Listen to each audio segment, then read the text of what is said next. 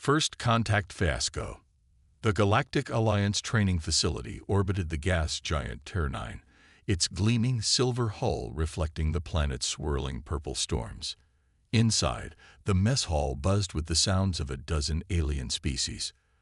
Tall, chitinous Phyrexians stood in clusters, their mandibles clicking as they conversed. Bulky Dorlath warriors occupied entire tables, their stone-like skin scraping against metal chairs. Lithe Celsian scouts darted between groups, their translucent skin changing colors with their moods. And then there were the humans. 5 of them sat at a corner table, seemingly oblivious to the stares and whispers directed their way. They were the newest species admitted to the Alliance, and the first batch of human recruits sent to the elite training facility. They looked small, soft, and utterly unremarkable. Commander Vexthar, a 7-foot-tall Phyrexian, with battle scars crisscrossing his exoskeleton, approached their table. The humans looked up, their expressions unreadable to most alien species present. "Enjoying your protein supplements, humans." Vexthar's translator rendered his clicks and hisses into standard galactic. "I hope you've spent your journey here studying combat protocols. Tomorrow's assessment will be challenging." The tallest human, a woman with dark skin and close-cropped hair, stood.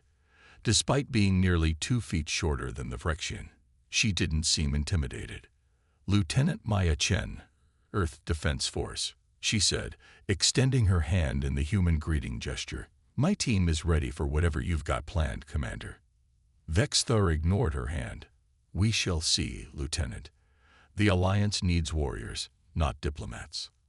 As he walked away, a Dorlath sergeant named Krug lumbered over. Unlike Vexthar, he made no attempt to hide his disdain. "You humans are a joke," he rumbled, his voice like stones grinding together. "The Council only admitted your species because you control valuable chromium deposits. You don't belong in a combat unit." Chen's face remained neutral, but her 4 teammates tensed. None spoke, which only encouraged Krug. "Your bodies are so fragile. No natural armor, no claws, weak muscles. What use are you in battle?" The Dorlath laughed, a sound like an avalanche. "And these ridiculous training routines I've heard about, marching in formation, chanting while you run. What does that have to do with killing enemies?" One of Chen's team, a stocky man with a neatly trimmed beard, finally spoke up. "You might be surprised, Sergeant." "Corporal Davis," Chen said quietly, and the man fell silent. Krug snorted. "Tomorrow will be educational for all of us, I think." He turned away, joining a table of his fellow stone-skinned warriors. Chen sat back down. "Remember the plan," she murmured to her team. "We observe first, learn their tactics, show nothing until we need to." "They're underestimating us," Davis said, keeping his voice low. "Just like the briefings said they would." "Good," Chen replied, her eyes scanning the room. "Let them." The next morning, recruits from all species assembled in the station's massive training dome. The curved ceiling projected a convincing illusion of an alien sky, while the floor had transformed into rocky, uneven terrain dotted with vegetation.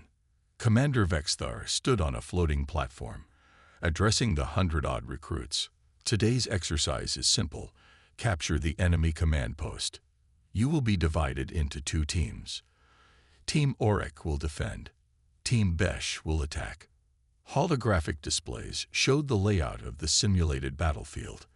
The human recruits found themselves assigned to Team Besh, along with several Selgians and a handful of other species considered lighter combatants.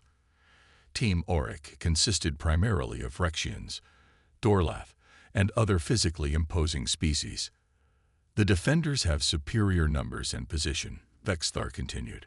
"The attackers must use strategy to overcome these advantages. Simulation weapons will register hits. 3 hits and you're eliminated." As the teams separated to their starting positions, Sergeant Krug approached Chen again. "You humans are with us, Dorlath. Stay behind our line. We'll break through their front, and you can follow in our wake." Chen nodded. "Whatever you think is best, Sergeant." Krug narrowed his obsidian eyes, suspicious of her easy agreement, but moved on to coordinate with his warriors. Once he was out of earshot, Chen gathered her team. They expect us to be cannon fodder. Davis, Patel, you know what to do. The two men nodded, checking their simulation weapons, lightweight rifles that fired harmless energy pulses to register hits. Zhang, Rodriguez, you're with me, Chen continued. We'll give the Dorlath what they expect. At first, a klaxon sounded, signaling the start of the exercise. The Dorlath charged forward with a battle cry that shook the ground. The Celsians darted ahead, using their speed to flank the defenders. The humans appeared to hesitate, hanging back behind the main assault force. From the observation platform, Vexthar watched with disdain. As expected, the humans cowered while real warriors fight. But his junior officer, a young Vrexian named Klex, pointed to her display. Commander, where are two of the humans? Vexthar blinked his compound eyes in surprise. The tactical display showed only 3 human signatures moving with the main assault. The other 2 had vanished. On the battlefield, the initial clash was going poorly for the attackers. The defending Vrexians had set up a formidable firing line, while airborne Skisk troops dropped explosives from above. The Dorlath pushed forward, their thick hides absorbing hits, but they were being whittled down. Krug bellowed in frustration as a Vrexian sniper targeted his squad. Humans, provide covering fire. But Chen and her visible teammates had dropped to the ground, seemingly pinned down by enemy fire. Krug cursed, useless creatures. I knew they would. His words cut off as the Vrexian sniper's position suddenly erupted with the distinctive flashes of simulation hits. Then another defensive position fell silent, and another. What's happening? A Vrexian commander shouted over the tactical channel. The answer came from the most unexpected place.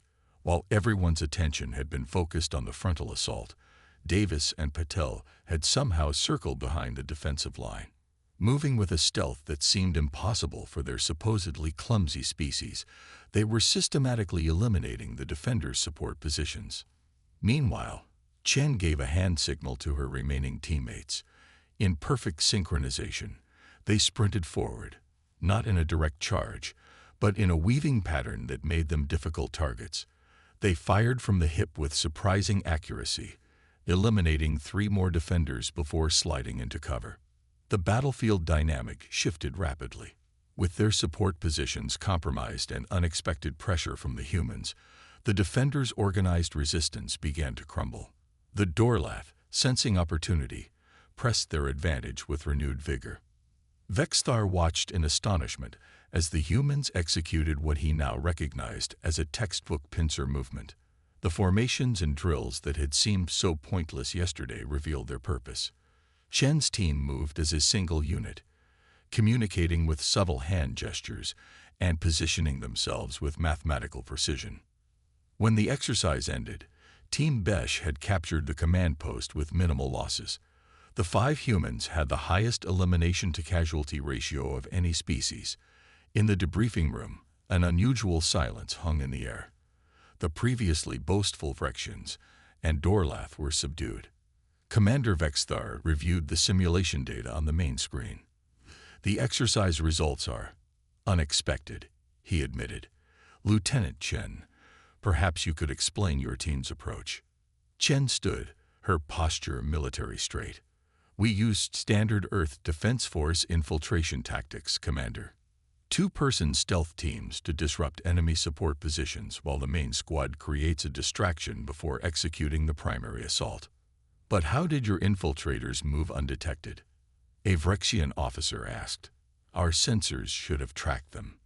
Davis, one of the infiltrators, answered. We've learned to minimize our electromagnetic and thermal signatures. Plus, we studied the terrain and identified blind spots in your sensor coverage. Sergeant Krug's rocky features couldn't show much expression, but his voice carried grudging respect. Your species compensates for physical weakness with tactical thinking. We don't see it as compensation, Sergeant, Chen replied calmly. We see it as optimization. Humans have always had to be smarter, faster, and more adaptable than our enemies, or we die. Commander Vexthar nodded slowly.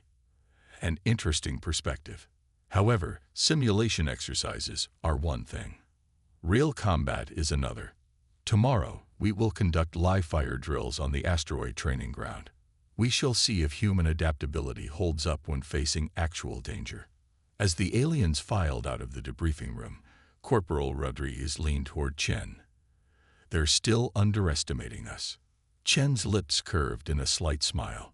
Good, because we haven't shown them what humans are really capable of yet. Crucible of fire. The station's alert klaxons blared at 300 hours, jerking everyone from sleep. Red emergency lighting bathed the corridors as recruits stumbled from their quarters, confusion giving way to alarm as the automated announcement echoed through the facility. Attention, all TERSONEL. This is not a drill. Hostile forces, DTHTE. Defense protocols INITIE. HEV. In the human barracks, Lieutenant Chen was already fully dressed, checking her sidearm. A standard-issue kinetic pistol, loaded with actual bullets rather than simulation rounds. Movement Plan Delta, she ordered her team. Full kit, live ammunition. Rodriguez, comms.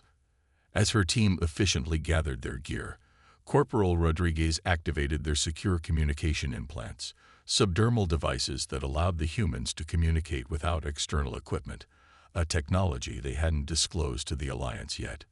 Channel open, Lieutenant, Rodriguez confirmed. Command center first, Chen said. We need intel before we commit.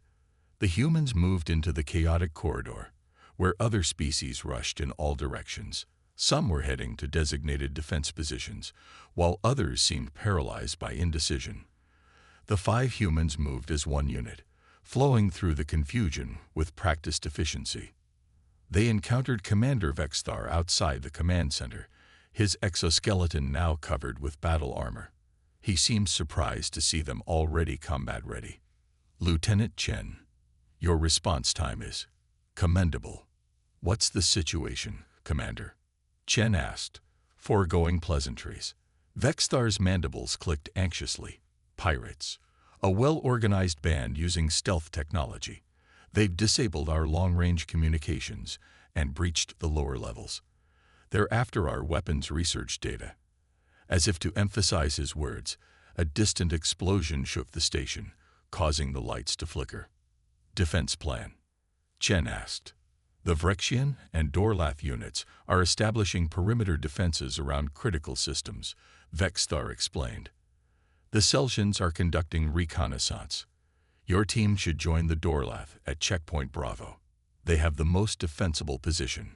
Chen nodded, but as soon as Vexthar moved away, she turned to her team. Change of plans.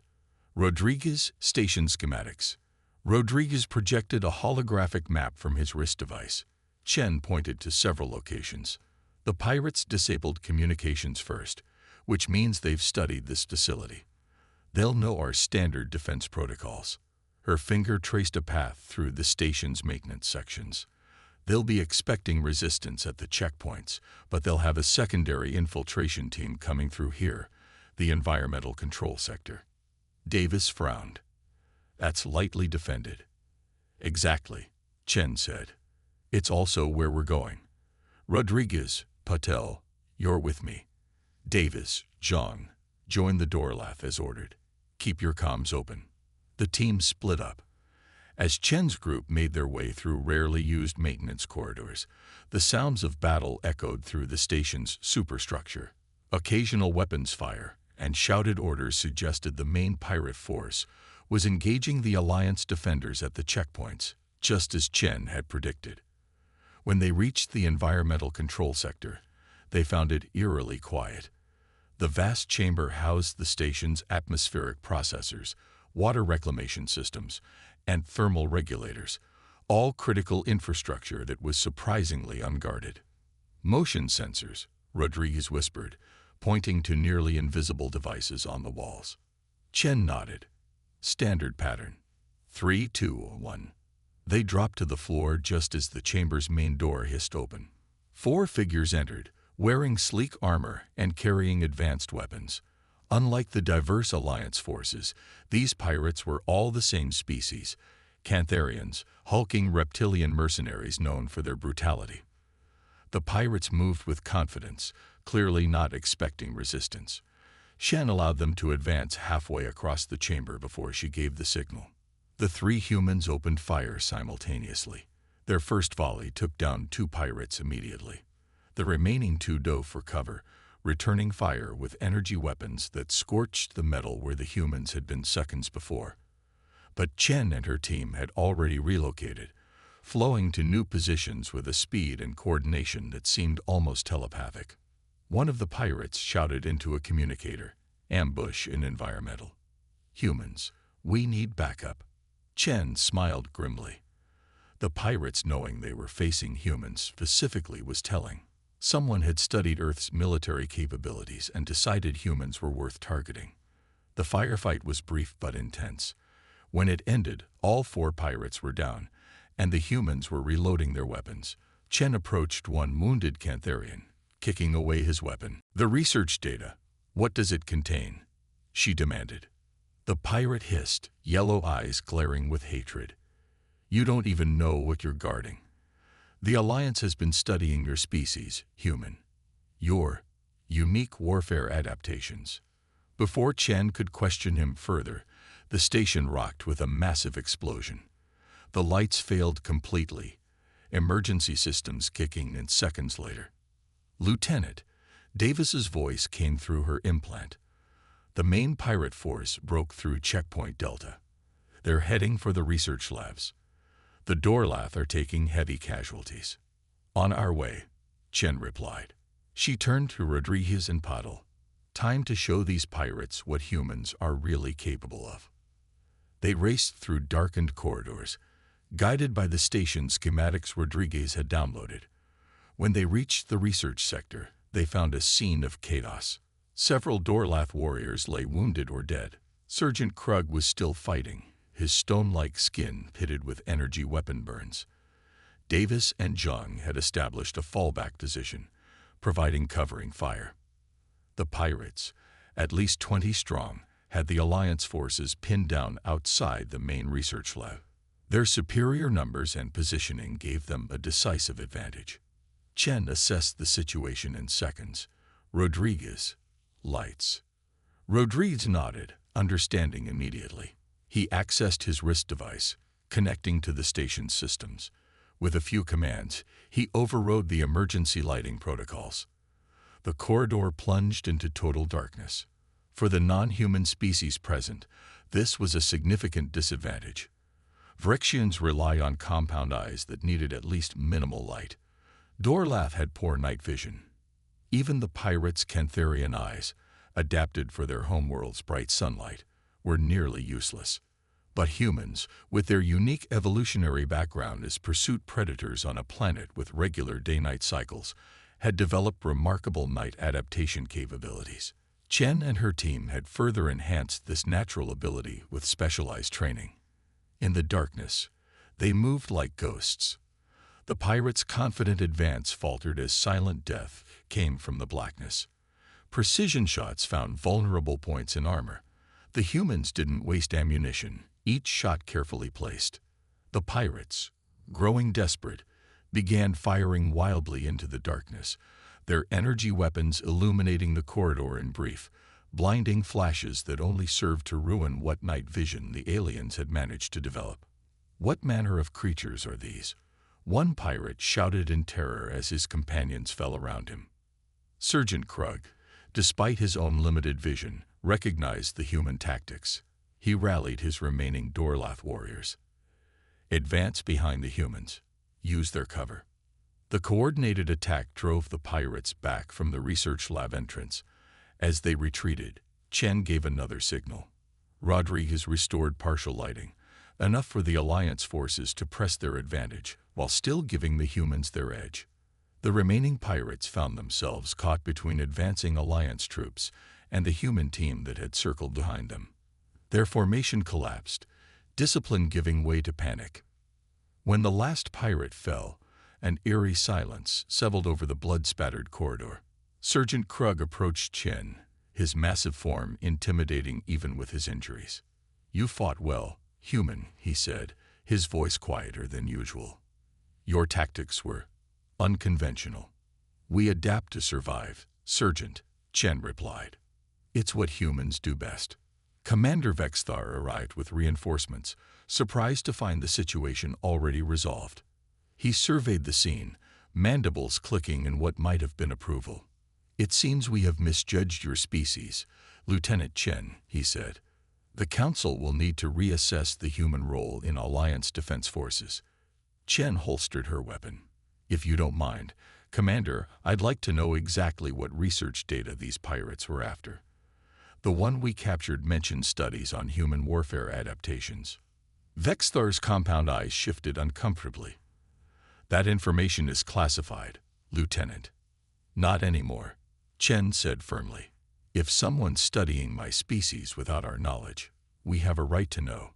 The standoff between them was interrupted by a transmission on the main communication system, now restored to functionality. The holographic image of an Alliance High Council member appeared, an ancient Phyrexian with an elaborately scared exoskeleton. "Commander Vexthar, we've received your emergency beacon. What is your status?" Vexthar straightened. "Pirate attack repelled, Counselor. Minimal casualties on our side, thanks largely to unexpected assistance." The Counselor's compound eyes focused on Chen. "Ah, the human contingent. Their performance confirms our research, then." Chen stepped forward. "What research would that be, Counselor?" There was a pause, then the Counselor's mandibles clicked in resignation. "I suppose you've earned the truth, Lieutenant. The Alliance has been studying human military history and capabilities since we first detected your radio transmissions a century ago. Your species has something remarkable. A capacity for warfare that exceeds any logical explanation given your physical limitations. We call it adaptability," Chen said. "We call it terrifying," the Counselor replied bluntly. "A species that invented thousands of ways to kill before they even left their homeworld.